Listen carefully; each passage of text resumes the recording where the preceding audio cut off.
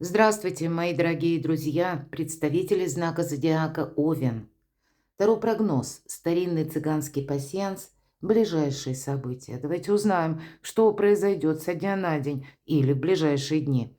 И мы специально не ставим каких-то определенных сроков у видео, поскольку у кого-то ситуация разворачивается очень быстро, у кого-то, наоборот, идет затяжка, не все быстро так решается, как мы бы этого, например, хотели. А у кого-то вообще ничего не совпадает, и я это тоже допускаю, поэтому будем реалистами. Но, тем не менее, как альтернативный вариант, рассмотреть определенно стоит. Итак, мои дорогие овны, как карты видят ближайшие дни? Наш еженедельный прогноз, поэтому можем ориентироваться как Таро на неделю. Ну, плюс-минус по срокам, да? Смотрю я, смотрите и вы.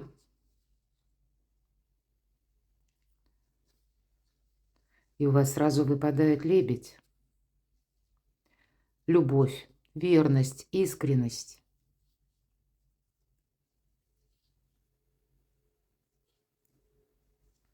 Так, поторопилась. Это будет вот так.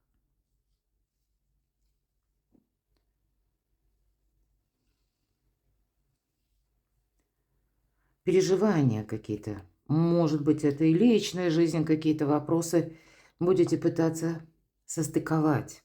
Или получится, не получится. Череп– это не есть какие-то конкретные события, обстоятельства, мероприятия. Это где-то предвкушение. Или, может быть, наоборот, та ситуация, которая завершилась. Поэтому не стройте для себя барьеров каких-то, мои дорогие. Ну, так бывает. И еще, когда мы чувствуем эмоциональное выгорание, усталость, или какая-то прошлая ситуация держит нас как в тисках. Мы все время, может быть, где-то и боимся, внутренне насторожены, потому что не хотим, чтобы еще раз что-то повторилось. А ведь, тем не менее, не очень много значений у вас совпало. И когда такое бывает, спокойное в целом течение жизни. Но мы посмотрим, да, мы еще дополним картами Таро. Тем не менее, смотрите, вот у вас любовь выпадает, у вас якорь выпадает. Это символ надежности, уверенности, стабильности. Ну и змея. Может быть, вот эти переживания необоснованы. Какой-то, к примеру, человек, персона какая-то, себя проявил не очень красиво. И вы уже точно знаете, ну вот тут мне надо быть осторожному, или осторожной, потому что ждать тут чудес явно не приходится. Поэтому тут ведь тоже у нас сейчас хозяйка года змея. Включите змеиный режим. Мы знаем, змея наблюдает. Она быстро не действует. Она как будто анализирует. Ведь змея– это еще и символ мудрости. Ну, может быть, и хитрости, будем говорить прямо. Поэтому вот этот змеиный режим вам будет даже помогать. И если люди не говорят всей правды, ну, так стало быть и мы где-то в тех же энергиях должны находиться. Я так вижу, тогда вам это помогает. По крайней мере, у вас-то ведь сейчас, посмотрите, любовь и стабильность. Может быть, о себе не рассказать слишком много. Или кто-то у вас будет спрашивать какие-то наводящие вопросы. По змее бывает такое, знаете, как крадучись, так вот невзначай. Вроде бы транслирует что-то приятное, то, что уху нам радостно слышать, а потом раз так завернул человек, и какой-то безапелляционный вопрос. Или есть такой ряд вопросов, которые, ну, мы говорим, не принято задавать. А что у тебя с деньгами, например? Что у тебя там в личной жизни? Вот кто вам такие вопросы беспардонные задает, словно пытаясь влезть в душу? Вот с этими людьми так это как подсказка. Нужно быть очень осторожному. Вы в большинстве своем люди открытые. Ну, не все у нас открытые, будем говорить. Кто-то чужую открытость использует во благо себе. Поэтому не транслируйте, что вы собираетесь делать, куда вы намереваетесь поехать, или, может быть, даже какую-то свою идею. Тем не менее, вот вы понимаете, лебедь и вот прочная связь, узел. Конечно, это у кого-то может быть личная история и прочный союз с каким-то человеком. Но я также допускаю, это может быть отчасти по работе. Идем вперед. У вас еще и крест выпадает. Это как по судьбе. А тем не менее, нет какой-то такой конфигурации или быстрых перемен. Или, по крайней мере, нам об этом не говорит пасьянс. Что вот что-то там буквально врывается, переворачивает все с ног на голову. Значит, все где-то идет своим чередом. Поэтому есть время и подметить, есть время и проанализировать.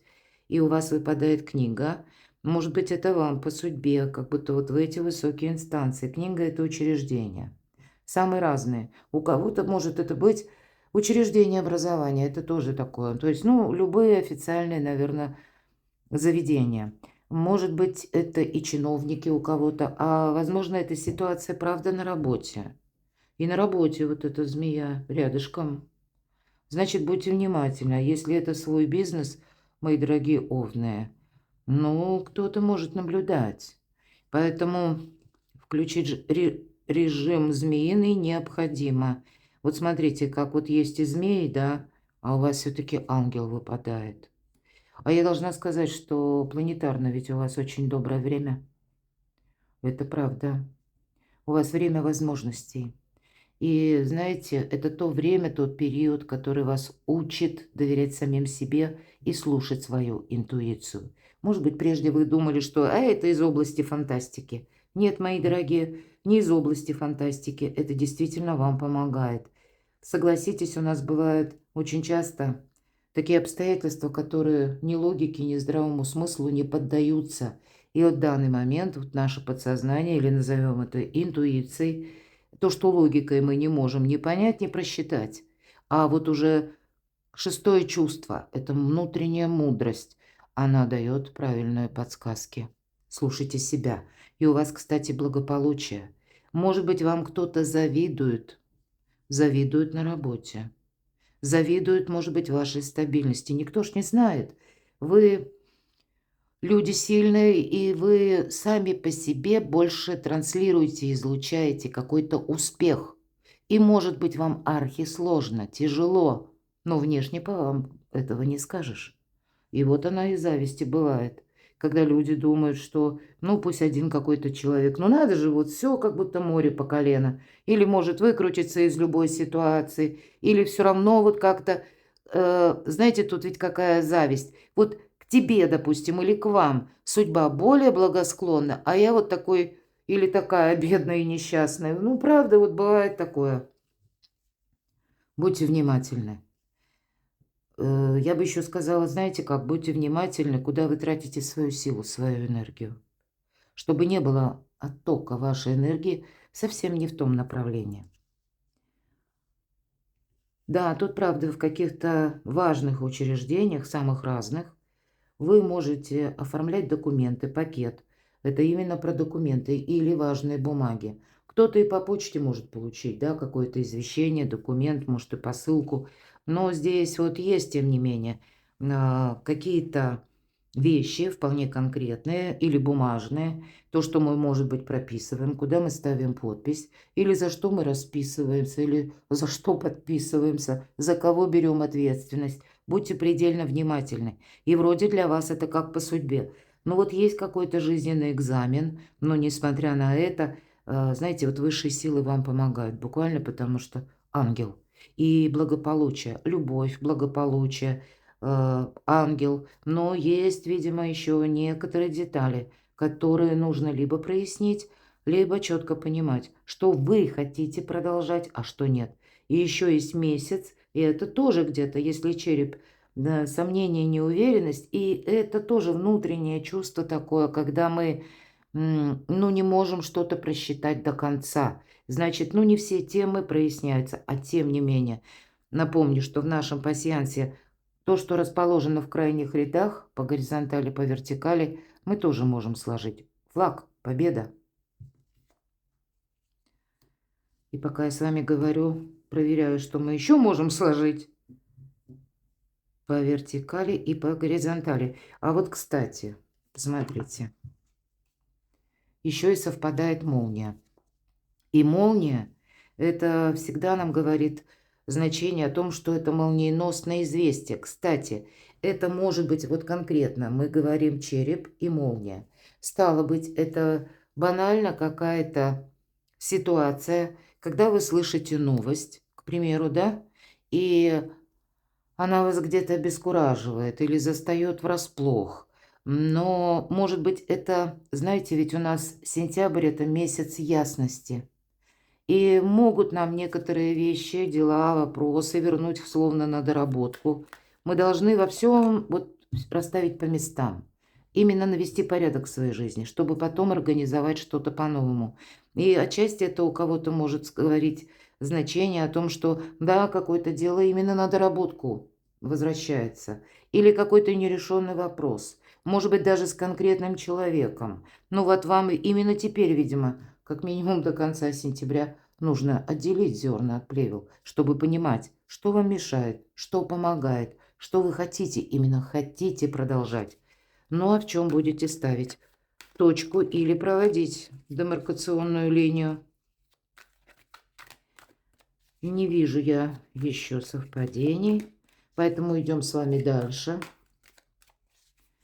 Также сентябрь месяц, когда много работы. Ну, давайте мы спросим теперь на картах Таро, в чем риск. В чем риск? Поругаться, вот конкретно поругаться или столкнуться с тем человеком, который вы уже от него чудес не ждете, уже какой-то конфликт был. Может быть, по нерешенным конфликтам вам теперь придется, я такое допускаю, и вы можете из-за этого и сомневаться, и переживать где-то, потому что когда была прежде конфронтация, да, ведь это карта первой победы, когда мы разошлись, и никто никому ничего не доказал. Разошлись, говорят, как в море корабли, в разные стороны. И каждый остался при своем мнении. Знаете, конфронтация, в принципе, не помогает, потому что любит нам жизнь преподносить такие сюрпризы. Ведь обязательно какая-нибудь будет заноза, когда именно с этим человеком нам придется каким-то образом поговорить или решить какой-то вопрос. Или вот это те люди, которых, ну, не можем мы исключить из нашей жизни. Коллеги, соседи, вот, ну, тех, которых мы не выбираем. Вот что-то подобное может быть. И когда не было конфронтации, всегда, знаете, налегке. Мы, как ни в чем не бывало, можем сказать «здравствуйте» и продолжить какую-то свою тему. Что-то подобное. Вам как будто нужно, ну, может быть, преодолеть или словно перепрыгнуть в собственных видениях, в собственных суждениях, может быть, да, и при этом не замечтаться, потому что змею ты никуда не денешь. То есть тут надо быть настороже. Но, может быть, как раз человек-то и думает, что вы не будете какую-то тему поднимать. Или не захотите для себя каких-то переживаний, или просто будете стараться как будто уйти от этого в тень. Но вот все-таки риск есть в том, что есть вопрос, который не самый приятный, будем говорить, и хорошо знакомый, а вроде как он еще пока не решился. Ладно, а что удивит? Ваше равнодушие. Вот представьте, не случайно ангел выпал. Видимо, вам высшие силы помогают, чтобы на какую-то ситуацию, отношения или чего касается, вы посмотрели отстраненно. Тройка мечей – это уже выздоровление. И в этой колоде посмотрите, как четко нам сказали. У вас есть возможность, мои дорогие волны, даже вот по какому-то конфликту. Как будто это не значит, что мы его пытаемся загладить как-то. Но если очень нужно, у вас это получится. Нет, все-таки тройка мечей – это карта здорового равнодушия. Эмоций нет, и в этом ваша сила. Вообще никаких эмоций, не цепляет это. Вот как тот, кто был в этой комнате, может быть, какое-то время находился вот на этом топчине, уже теперь встал и ушел. Ситуация закончена. Все, уже все последние аккорды сыграны. Ну, наверное, самый последний, заключительный, это когда в молчании, посмотрите, макет сердца. Это не то настоящее сердце, а именно макет. И вот так символично, ведь это колода Таро ведьмочек. Как будто ведьмочка создала этот сердечный макет. И такой ритуал вонзила 3 ножа и сказала, что все, хватит. Я об этом больше не думаю. Меня здесь больше нет. Прошлое я оставляю в прошлом. И не важно, что тут. Исписанный дневник, пролитые чернила, смятая постель. неважно, мне надоел вот этот бесконечный дождь, мне надоела какая-то гроза за окном, или мне надоело то, что в моей жизни ничего не меняется. Может быть, это с конкретным человеком связано или с каким-то делом. Я иду вперед. Уже все эмоции, они проиграны. Уже и отгорело, и отболело. В этом, правда, у вас будет сильная позиция, и вас удивит, насколько спокойно, хладнокровно, равнодушно вы отнесетесь к какому-то разговору или взаимодействию с каким-то человеком. Более того, еще человек-то как удивится. Видимо, может быть, зная ваш характер, что вы, ну, более человек открытый, где-то, может быть, умеете выражать свои эмоции честно, откровенно. И, может быть, расчет-то где-то на это и делается, понимаете, чтобы нас зацепить. Тут ведь все очень просто. В науке психологии будем говорить. И если мы видим то, что есть на самом деле, они наши переживания, мы понимаем, ага, так нас это тут пытается кто-то на крючок подсадить. Вот я не исключаю такой ситуации, ладно? Так что прояснится? Все карты говорят, что какая-то прошлая ситуация, словно она у вас уже и была, и вот теперь последний заключительный аккорд. Все, в прошлое дверь вы закроете. Ну, вот нам говорят, как будто уже ситуация вообще закончилась давно. Но некоторые трения или еще не все нюансы прояснены. Здесь не то, что будет прояснено, а уже и точка поставлена. И как будто забыто окончательно. Все, мы куда-то не идем. Десятка мечей– это когда вообще ничего не осталось. Ни эмоций, может быть, даже и желание с кем-то контактировать или какой-то проект развивать, мои дорогие. Мы явно видим, прогресса нет. Мы оставляем прошлое в прошлом. Ладно, давайте посмотрим. Энергия любви, личной жизни. Что нам скажут карты? В целом, энергия. Смотрим. Тройка жезлов. Да вы уже смотрите в будущее. Всегда тройка – это карты будущего. Вот тройка мечей имеется в виду теперь здоровое равнодушие. А это уже вся ситуация хорошо известная, может быть, многократно повторена у кого-то и так. А теперь мы уже все, нас уже нет в прошлом, самое главное.